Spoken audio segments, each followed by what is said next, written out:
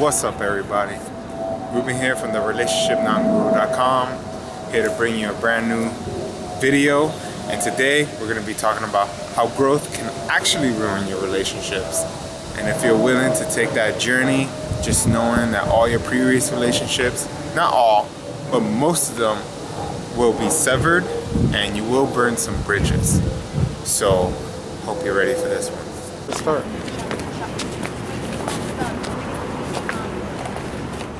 So, what is this video going to be about, right?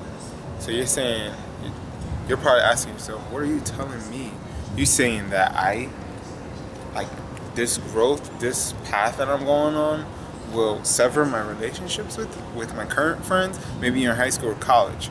And I'm saying, yes, this is going to happen. Why? When you decide to take a growth challenge, whether that's maybe you want to try something new, maybe like me, you want to go through a network marketing company kind of thing where like you tell people about it and they kind of get offset by you, so they don't want to be around you because they're like, oh, he's doing that weird shit. No one likes to really do that stuff, right? So in those situations when you're ready for growth, you have to understand that this is going to happen, right? So whether that's growth in terms of you're reading tons of books and like you want to talk about your books, you want to talk about what you're reading and what you're learning, and some people just generally don't want to talk about that stuff. They want to just have fun in life. And yes, life should be full of fun, but sometimes if you want to continue to have fun, you have to do the things you don't want to do, like with work, or you're starting a business. When you start a business, your relationships will be strained. And just if you have good friends that understand this, then they will be willing to be there for you. If you maybe even ask them for a favor, whether that's, hey, can you drive me from here to here, because you don't have a car, you're trying to save money and invest in your company, in your business. So you ask friends for favors and they do it for you, knowing that when your time comes, you will give them like everything they need. If they ask for something, you got them, whatever the case may be. And with you being that kind of friend, maybe they'll see like, damn, this dude is doing so much, I want to do the same.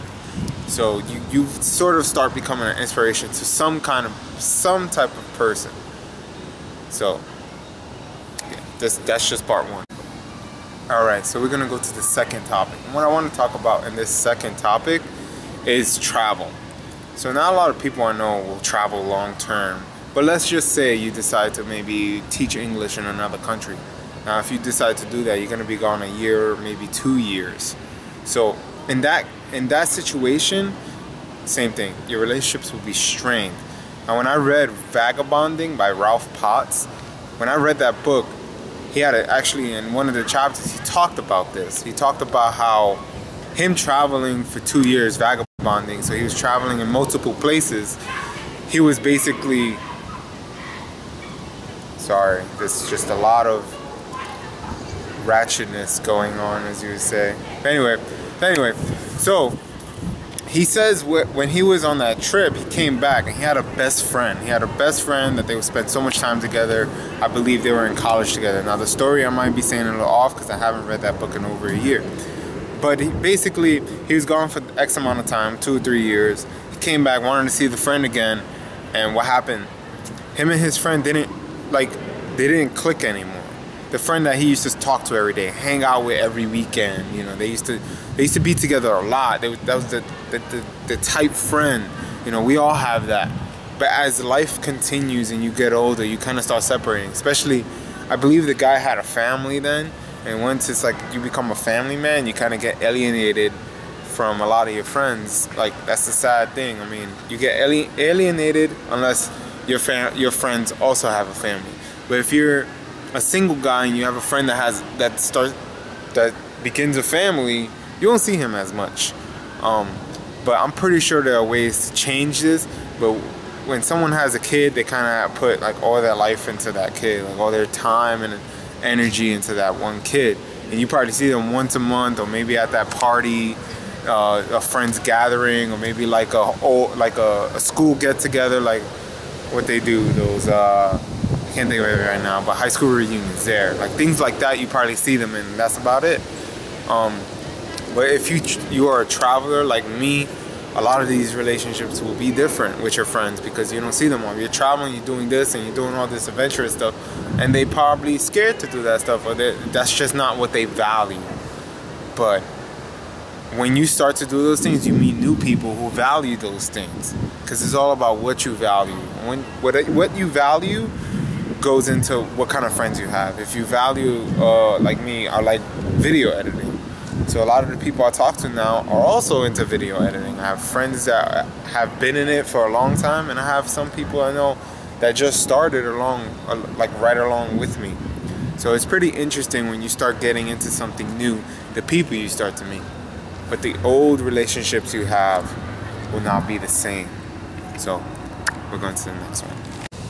Alright, so now the third thing I want to talk about in this video is about intimate relationships and how growth can actually separate you if your significant other isn't also growing. So I'm going to actually tell you guys a personal story of how this happened to me. In a past relationship I had, I decided to change my life around because I was not happy where I was. I wasn't happy with my job, I wasn't happy with school, I wasn't happy with a lot of things. So I tried to do something. I tried to do network marketing. But in turn, I grew a lot. I started reading great books on self-help, a lot of different kinds of books, how to like treat people, you know, about relationships. This is when I first started about making things like these videos. But this was years ago. And the woman I was with at the time did not like me doing that. She didn't like me seeing growth. She liked me in the way that I was with being in school and the job I had and the guy I was then. So she didn't want to see growth. Now, she didn't say that vocally, but I knew that's exactly where it was going. Because anytime I wanted to try something new, I used to get shot down for it. So eventually, I had to end that relationship. And currently in my relationship now, we're both on the track of growing. So it's like, if you decide to grow in your current relationship, she or he is not with you, not on the same wavelength as you, you may have to consider your options and what you're gonna do.